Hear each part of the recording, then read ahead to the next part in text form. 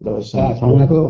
ya, ini Mas Dwi sebentar ya. Ya, Kan setiap orang itu pasti akan diuji. Setuju? ya, Yang sudah tahu lah. Sekarang pertanyaan saya gini. Kan yang namanya ujian itu kan pasti ada prosesnya ya Mas Dwi ya. iya, iya. Nah, kira-kira prosesnya awal apa? Prosesnya awal, kalau orang pada umumnya kan mencari solusi, tapi kalau mungkin Oke. bagi kita kan berarti mestinya minta petunjuk, gampangnya gitu. Ini nih, jadi langkah yang pertama adalah proses ujian itu kan awalnya dari kejadian izin Allah dulu ya. Allah Mm-mm. mengizinkan. Nah, terus posisinya adalah setelah Allah mengizinkan kejadian, mau suka atau tidak suka, terima tidak terima, itu posisinya adalah manusia pasti akan menerima soal ujian. Kan begitu ya? Ya, ya, Nah, ada yang bisa menerima, ada yang tidak, tapi ujung-ujungnya tetap harus menerima. Jadi proses yang pertama adalah kita wajib menerima soal ujian. Itu yang pertama. ya, ya. Nah, Kalau masalah menerimanya, saya hanya dulu menerima ya. Itu kan ya, sebenarnya menerima, nggak menerima kejadian kan sudah terjadi menimpa kita sebenarnya kan. betul, betul. Tapi kan namanya orang kan bermacam-macam. Maksud saya itu Ya, saya ya, sikapnya lah, sikap ya. sikapnya. Saya ngomong secara umum. Jadi yang Nah, pertama adalah setiap orang tuh harus mengetahui proses demi prosesnya kan, langkah demi langkah lah ketika kita menjalani ujian ya, apapun. ya. Kayak kita Hmm. misalnya kita mau bongkar rem pun kan kayak misalnya harus buka dulu bannya, kan Ada urut-urutannya. ada urut-urutannya. Jadi yang pertama adalah dia menerima soal ujian. Hmm. Nah, setelah menerima, pasti selangkah yang kedua otaknya akan berpikir, ikhtiar apa, Apa? gitu kan? Ya, untuk menuju ke situ itu untuk Ikhtiar dalam apa? rangka itu. Ya, ikhtiarnya bagaimana untuk misalnya pemikiran umum menyelesaikan masalah Masalah. tersebut, kan gitu Ya, kan? ya. Nah, jadi setelah menerima, pasti yang kedua itu dia akan berpikir. Berpikirnya apa? Apa yang harus saya lakukan dengan masalah ini, gitu kan? Misalnya Betul. problemnya Ya, sakit, ya, oh ya. berpikir dokter Berobat, mana, berobatkan berobat. gitu kan? Nah, Nah, di sini yang harus kita standarisasi. Harusnya ketika setelah menerima soal ujian itu, hmm. berpikirnya adalah bagaimana dengan ujian ini saya mengikuti petunjuknya. Ya, ya, ya. Jadi langkah yang kedua itu harusnya adalah saya harus mengikuti petunjuk sesuai Al-Quran. Karena kan kita nggak tahu solusinya seperti apa. Jadi yang kedua, Ya, ya. kita langsung berpikir bagaimana caranya saya supaya mengikuti petunjuk dari Allah agar ujian itu bisa terselesaikan. Karena kalau tidak mengikuti petunjuk pasti akan sulit selesai lah dan mungkin tidak selesai. Itulah mesti. Ya. Jadi yang kedua, berarti si manusia itu harus berpikir bagaimana saya mengikuti petunjuknya. Nah, karena kita diridho Allah, kita diajarin iman, sabar, sholat kan? Hmm. Nah, berarti kita menjalani itu tetap ikhtiarnya, misalnya kalau sakit ya tetap ke dokter. Tapi si orang ini, Awalnya nah, sebelum sebelum ke dokter itu harus diawali pemikirannya itu dulu kan gitu. sekarang pertanyaannya baru kita kupas. Pasti yang pertama dalam menjalani proses itu dia pasti mengawali dari keyakinan dulu dong. Misalnya ada dokter A, B, C. Kalau kita yakin sama dokter C, ya pasti jalannya ke dokter C, nggak mungkin ke A kan. Betul, betul Nah, ya. jadi setelah itu pasti dia oke, saya misalnya mau ke dokter C, anggaplah misalnya ya.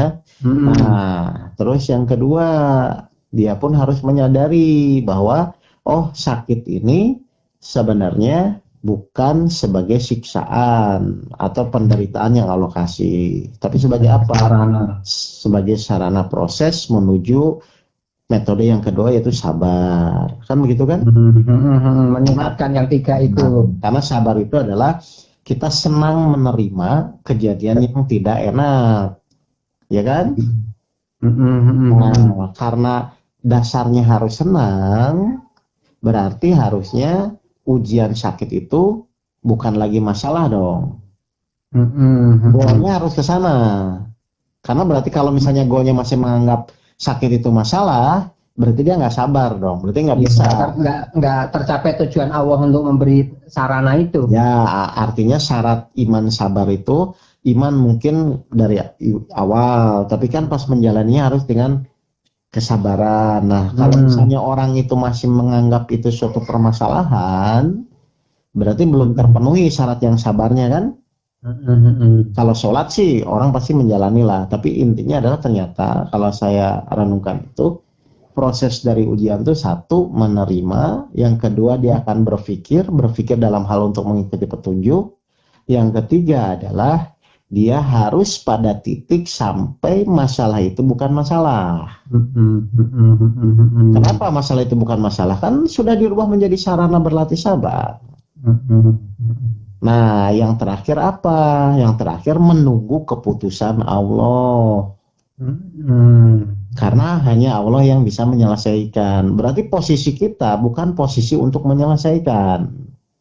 Tapi posisi kita itu menjalani dengan meningkatkan kesabaran, meningkatkan keimanan, dan meningkatkan sholat untuk menjadi lebih baik. Gitu loh. Ya. Nah, Ya, kalau harusnya begitu harusnya ya. iya, makanya kan kita buat SOP nanti, maksudnya SOP itu menjelaskan kepada orang secara umum. Ini loh langkah-langkahnya dalam menjalani ujian itu, biar apa? Ya biar sesuai dengan yang ngasih soal ujian kan. Nah, insya Allah sebenarnya kalau orang sudah berpikirnya begitu sih, ya harusnya dalam menjalani ujian ya harusnya nggak ada merasa pusing dan bingung gitu loh. Jadi kata kunci yang terakhir itu penting, itu menunggu keputusan Allah. Menunggu keputusan Allah yang terakhir itu. Bukan berusaha bagaimana supaya cepat selesai. Tapi umpamanya gini, umpamanya tetap banyak sakit, ikhtiar, itu berobat A belum sembuh atau ke dokter A belum sembuh. Kan seiring dengan itu kan pasti ada gampangnya berita, info dari itu. Oh si anu kan tetap ikhtiarnya kan menuju ke sana terus kan begitu. Walaupun kalau orang yang paham juga bukan satu-satunya itu yang menyembuhkan, tetap Allah kan ikhtiarnya tetap maksimal lah gampangnya kan begitu. Kalau dari awal pikirannya dipakai untuk mengikuti petunjuk, ya kan konsentrasinya kan dari awal adalah pikiran kita dipakai mengikuti petunjuk kan. Maka konsentrasi dia memang akan mengikuti petunjuk, dan nanti Allah akan buat suatu kejadian yang tiba-tiba misalnya digeser si A, itu mudah buat Allah gitu loh. Maksud saya tuh itu kan urusan Allah sebenarnya. Pokoknya urusan kita itu adalah bagaimana kita selalu mengikuti petunjuk. Kan petunjuk itu kan arah Mas Dewi. Tiba-tiba misalnya ke dokter C kayaknya nggak apa. Ya nanti kan Allah arahkan misalnya ke A, ke C, ke Z, ke K gitu loh. Itu nanti Allah yang tapi intinya adalah tugas kita itu yang tadi beberapa poin, yang 4 poin ya, menerima, berpikir mengikuti petunjuk, menjalani dengan sabar, dan menunggu keputusan. Jadi pas proses itu pun sebenarnya kan orang tuh ringan, nggak merasa itu akan menjadi beban gitu loh Mas Dewi. Ya kalau menyadari mungkin ya gampangnya ringan. Sekarang kan majemuk orang itu berpikirnya macem-macem, ada yang awam, saya udah sholat, suka mau sakit saya ikhtiar berobat begini hanya terus saya tingkatkan sholat. Kadang-kadang yang kayak gitu itu kan awam kan, masih jauh dari itu gitu loh. Nah sekarang pertanyaannya kan orang nggak tahu ini metode belum disampaikan. Jadi pola ini nanti kita ya misalnya saya atau nanti kita sampaikan, langkah-langkahnya tuh begini loh di dalam menjalani ujian. Kalau memang kita ingin ketika menjalani itu tenang, tidak pusing, kan itu akan terjadi kalau begitu. Kalau saya garis bawahi sebenarnya sih ya tadi itu faktor yang kedua itu satu menerima, yang kedua itu ini sarana untuk apa sih? Nah itu paling utama. Saya meningkatkan 3 itu umpamanya. Sebenarnya sakit itu hanya sarana untuk meningkatkan 3 itu gitu loh. Kalau umpamanya kadang-kadang orang itu kan merasa di situnya udah cukup gitu loh. Nah yang makanya dikejar tadi itu pas waktu sarana itu harusnya yang namanya sarana itu tidak menjadi beban. Betul ya. Tapi alat bantu untuk meningkatkan kesabaran. Ya harusnya begitu. Kan harus pada sampai titik itu Mas Dwi. Kalau enggak ya tetap jadi beban, ya dia enggak masuk kategori sabar kalau gitu. Iya. Nah itu ya memang ini harus pelan-pelan sekali. Iya. Sabar tingkatnya orang itu majemuk sekali. Karena kan orang tuh gini, orang tuh sering salahnya tuh gini Mas Dwi. Ustadz, saya tuh kurang sabar apalagi. Berarti kan dia masih menganggap itu masalah bukan sarana untuk mewujudkan sabar. Saya tuh kalau udah ngomong begitu itu kadang-kadang saya malah wah kalau itu mah tingkatan wali memang Pak Dwi bisa tuh udah ilmunya tinggi malah dibalikin gitu saya tuh. Nanti dia bilangnya gini loh, ini bukan masalah tingkatan wali, ini cara prosedur. Berarti SOP itu kan berarti kan harusnya mau tidak mau kan semua orang akan menjalani kalau ingin di dalam menjalani permasalahan. Ya mau tenang, mau enak. Ini kan kebanyakan ingin menjalani masalah dengan tenang tapi nggak mau merubah pola berpikirnya. Iya itu. Kadang-kadang mengandalkan akalnya lagi itu kalau berobat belum sembuh, obat apa lagi ya? Harus kemana? Gitu.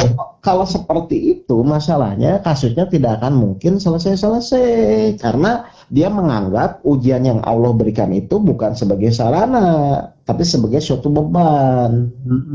Dan tujuan Allah nggak tercapai. Ya bagaimana bisa tercapai, bagaimana iman bisa meningkat dong dari awal saja dia itu menganggap suatu beban. Kan kalau beban lama-lama makin turun dong, bukan makin naik. Iya. Tapi kalau sudah tidak dianggap menjadi beban, dia tetap menjalani, ya berarti kan otomatis dengan sendirinya dia akan meningkat keyakinannya gitu. Paham ini?